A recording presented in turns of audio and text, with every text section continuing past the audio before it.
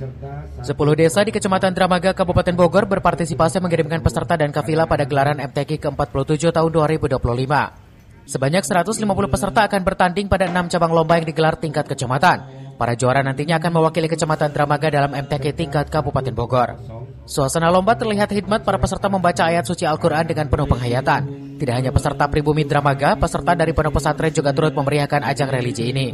Menariknya, 2 peserta naturalisasi dari pondok pesantren di Desa Sukawening turut serta dalam MTQ tahun ini. 25, alhamdulillah partisipasi masyarakat yang dikoordinir oleh para kepala desa sangat luar biasa.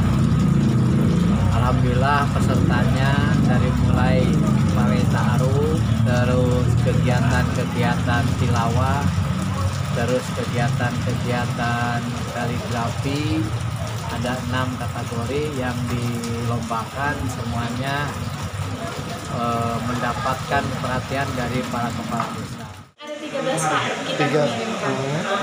13 ikuti cabang apa aja, Bu? Ada murotal, ada kafilah, remaja sama dewasa, sama ini kiroat sab'a yang remaja sama dewasa putra.